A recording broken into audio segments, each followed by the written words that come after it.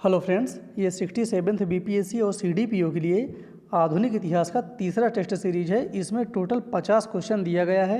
सभी प्रश्न बहुत ही महत्वपूर्ण हैं। तो हम लोग देखते हैं आज का तीसरा टेस्ट सीरीज आधुनिक इतिहास का।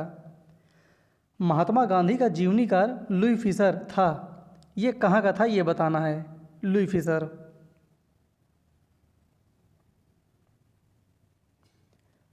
इसका सही उत्तर हो जाएगा ए। ये एक अमेरिकी पत्रकार था। लुई फिशर महात्मा गांधी का जीवनीकार। Correct answer is A. Bharat छोड़ो आंदोलन के संदर्भ में महात्मा गांधी को कहाँ बंदी बनाया गया था?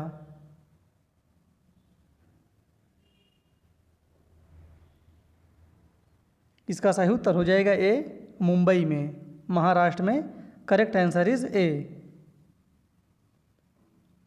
आगा खां महल, जिसको आगा खां पैलेस भी कहते हैं, आगा खां महल जहां महात्मा गांधी को बंदी बनाया गया था, स्थित है।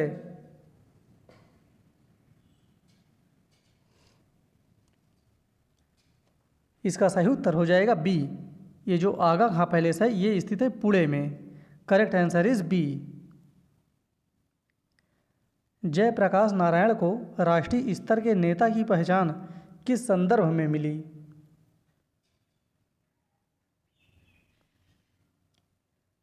इसका सही उत्तर हो जाएगा ए, भारत छोड़ो आंदोलन के संदर्भ में। करेक्ट आंसर इज ए। स्वतंत्रता संग्राम के दौरान अरुणा आसफ अली किस भूमिगत क्रियाकलाप की प्रमुख महिला संगठन थी?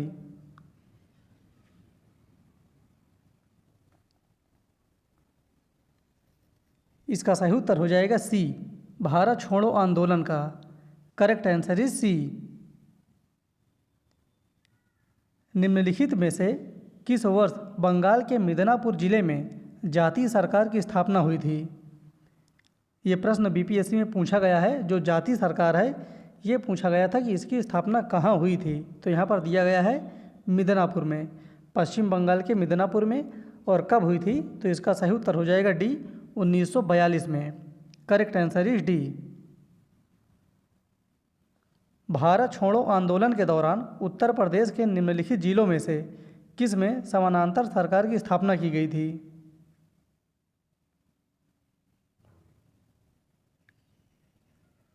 इसका सही उत्तर हो जाएगा सी, बलिया में। Correct answer is C. Netaji Subhash Chandra Bose का जन्म किस नगर में हुआ था?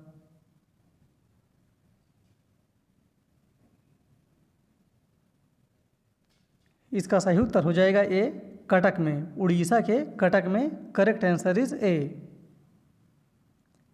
सुभाष चंद्र बोस ने फॉरवर्ड ब्लॉक की स्थापना किस वर्ष की थी? बहुत ही महत्वपूर्ण है, कई बार परीक्षा में पूछा गया है।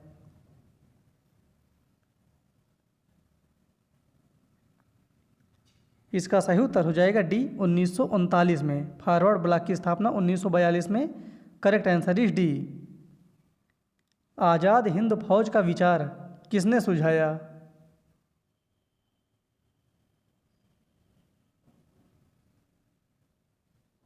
इसका सही उत्तर हो जाएगा ए, मोहन सिंह।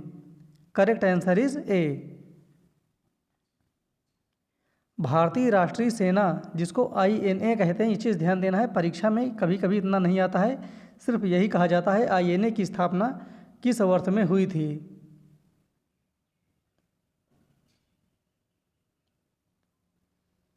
इसका सही उत्तर हो जाएगा बी, 1900। इसका करेक्ट आंसर है सी, 1942 में। 1942 में आईएनए की स्थापना हुई थी। Correct answer is C. Azad Hind Fauj का प्रधान कार्यालय कहाँ था?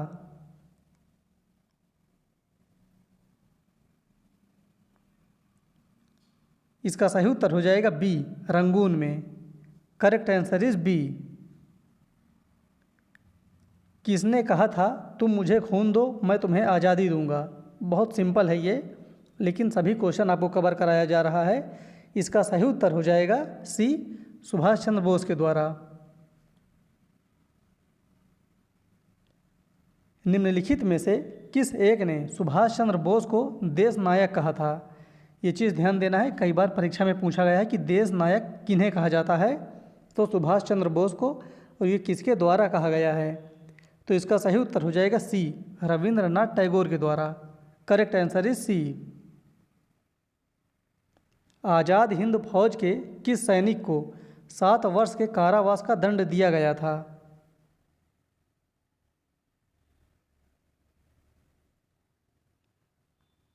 इसका सही उत्तर हो जाएगा C, Rashid Ali. Correct answer is C. निम्न में से किसके द्वारा जय हिंद का नारा दिया गया था?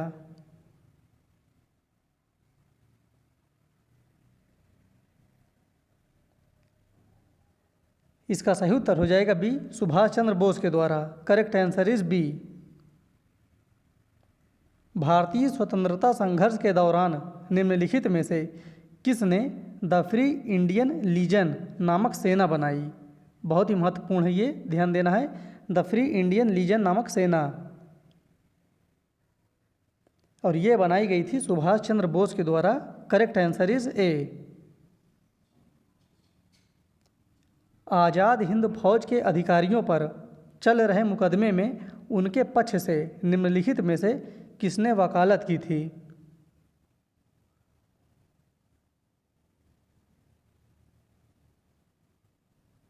इसका सही उत्तर हो जाएगा D, sir TP Sapru, Tej Bahadur Sapru. Correct answer is D. INA के अधिकारियों पर मुकदमा चलाया गया था, कहाँ पर चलाया गया था?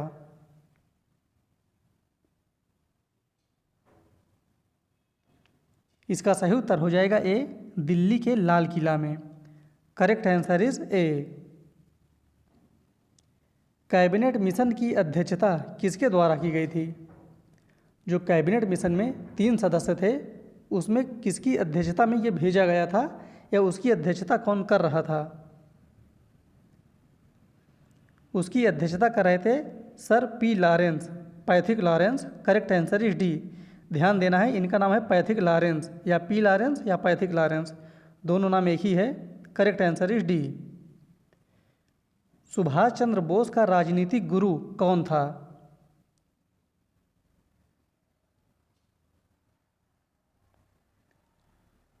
इसका सही उत्तर हो जाएगा B, CR Das. Correct answer is B. द्वितीय विश्व युद्ध के बाद 1946 में कौन भारत आया था?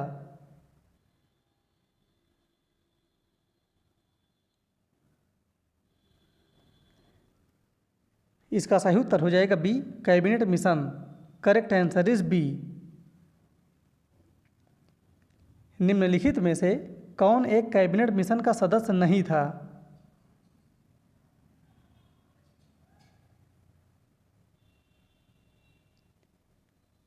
इसका सही उत्तर हो जाएगा बी, जॉन साइमन। ये कैबिनेट मिशन का सदस्य नहीं था। बाकी पैथिक लॉरेंस, स्टैफर्ड क्रिप्स और AV अलेक्जेंडर, ये तीनों इसके सदस्य थे। Correct answer is B. Cabinet mission योजना के विषय में निम्नलिखित में से कौन सा सही नहीं है? जो एक गलत है वो बताना है, ये चीज़ ध्यान देना। इसका सही उत्तर हो जाएगा सी, पाकिस्तान की स्वीकृति। ये गलत है, पाकिस्तान को इसमें अस्वीकार कर दिया गया था। तो correct answer is C. Congress के निम्नलिखित नेताओं में से कौन एक कैबिनेट मिशन योजना के पक्ष में पूरी तरह से था?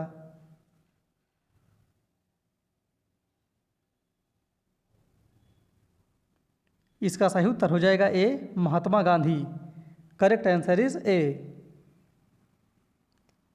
वह कौन सा कांग्रेस अध्यक्ष था जिसने क्रिप्स मिशन व लॉर्ड वेवल दोनों से वार्ताएं की?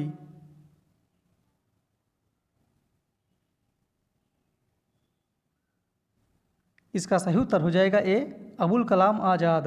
करेक्ट आंसर इज ए।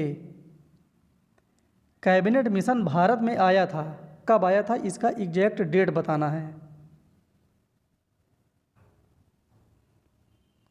इसका सही उत्तर हो जाएगा ई, उपर्युक्त में से कोई नहीं। इसमें जितने भी ऑप्शन दिए गए हैं सभी ऑप्शन एकदम गलत हैं। कैबिनेट मिशन आया था मार्च 1946 में। करेक्ट आंसर इज ई, मार्च 1946 में। कैबिनेट मिशन के भारत आगमन के समय भारतीय राष्ट्रीय कांग्रेस का अध्यक्ष कौन था?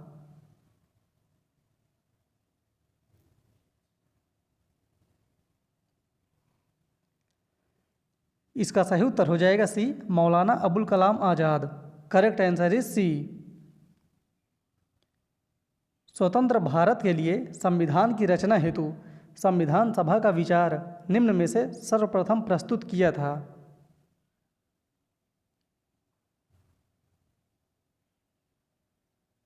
इसका सही उत्तर हो जाएगा बी, कांग्रेस पार्टी ने।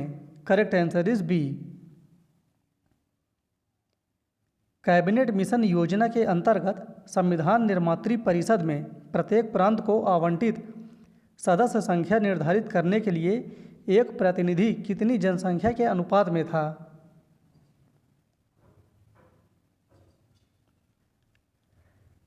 इसका सही उत्तर हो जाएगा बी, 10 लाख प्रति व्यक्ति। Correct answer is B. निम्नलिखित में से किस एक ने भारत के लिए संविधान सभा का विचार दिया था?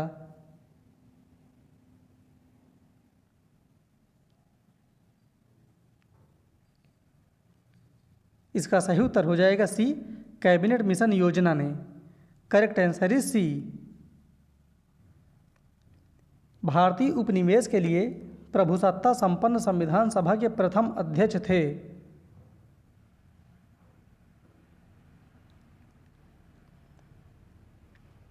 इसका सही उत्तर हो जाएगा C, Rajendra Prasad. Correct answer is C. Sachchidananda Sinha किसके साथ जुड़े थे?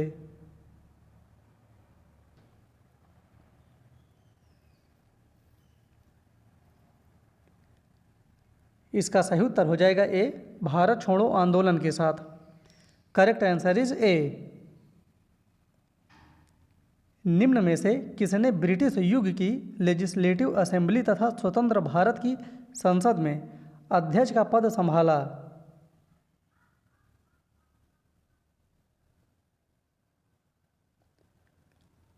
इसका सही उत्तर हो जाएगा B, G V Mavalankar. Correct answer is B. 1946 में गठित अंतरिम कैबिनेट की अध्यक्षता किसने की?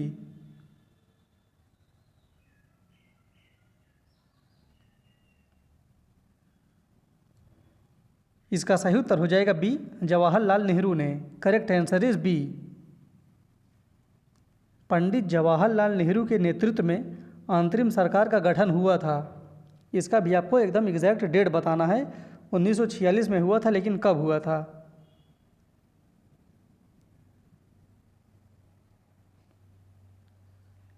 इसका सही उत्तर हो जाएगा सितंबर 1946 में। Correct answer is D. 1946 में बनी अंतरिम सरकार में डॉक्टर राजेंद्र प्रसाद के पास कौन सा विभाग था?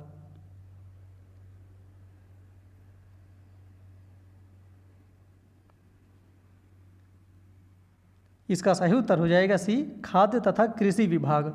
Correct answer is C. अंतरिम सरकार 1946 में रेल मंत्रालय का कार्य कौन देखता था?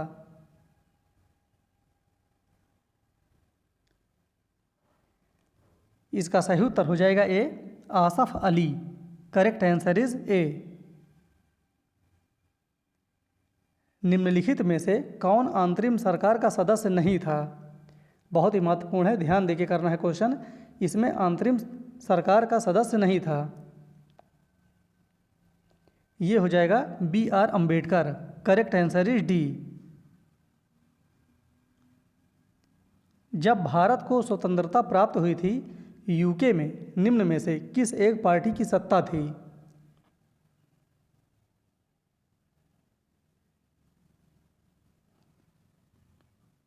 इसका सही उत्तर हो जाएगा B, labour party. Correct answer is B.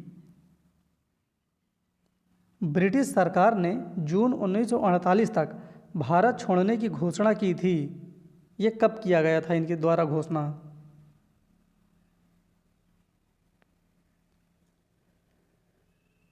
इसका सही उत्तर हो जाएगा फरवरी 1947 में। Correct answer is B.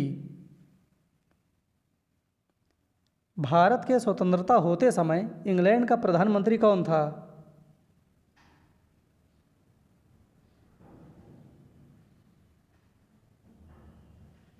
इसका सही उत्तर हो जाएगा बी, क्लीमेंट एटली।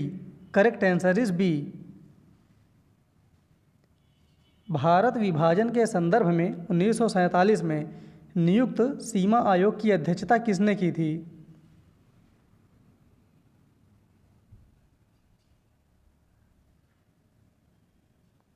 इसका सही उत्तर हो जाएगा बी, रेडक्लिफ।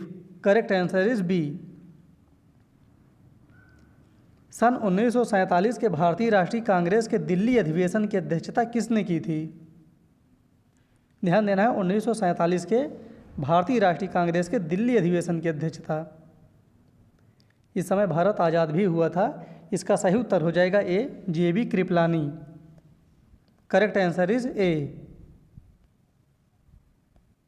निम्नलिखित में से किसने 1947 के कांग्रेस कमेटी की बैठक द्वारा विभाजन के प्रस्ताव के पारित होने को राष्ट्रवाद का संप्रदायवाद के पक्ष में समर्पण के रूप में लिया है?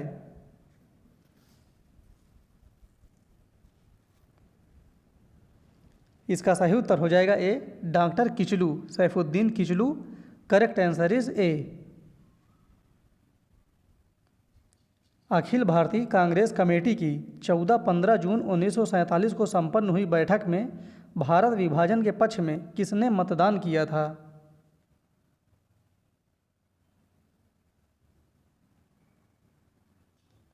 इसका सही उत्तर हो जाएगा B, Khan Abdul Ghaffar Khan. Correct answer is B. 14-15 अगस्त 1947 की रात्रि को अंतरिम संसद के रूप में किसने सत्ता ग्रहण की?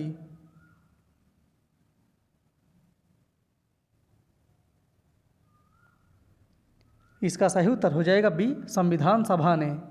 Correct answer is B. निम्नलिखित में से कौन स्वतंत्र भारत का प्रथम गवर्नर जनरल था?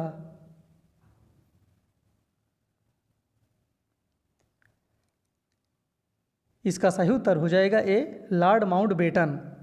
Correct answer is A. भारतीय व्यापार में ईस्ट इंडिया कंपनी का एकाधिकार समाप्त किया गया।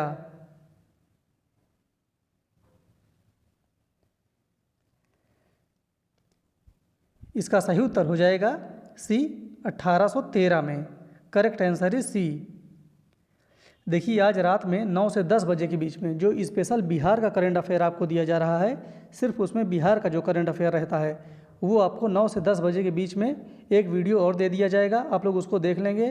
बहुत ही महत्वपूर्ण उसमें बिहार का स्पेशल करंट अफेयर दिया गया है। शायद ये 20वां टेस्ट होगा स्पेशल बिहार का करंट अफेयर का। तो देखते हैं आज का। महान कवि रविंद्रनाथ टैगोर एक महान चित्रकार के रूप में उभरे जब उनकी आयु थी लगभग, वो कितने वर्ष के थे जब वो एक महान चित्रकार के रूप में उभरे थे? इसका सही उत्तर हो जाएगा डी, तब उनकी आयु 70 वर्ष की थी। Correct answer is D. इस प्रकार से आज हमारा तीसरा आधुनिक इतिहास का टेस्ट कंप्लीट हुआ। इसमें टोटल 50 क्वेश्चन थे। सभी प्रश्न बहुत महत्वपूर्ण हैं। तो हम लोग फिर देखते हैं नेक्स्ट वीडियो। धन्यवाद।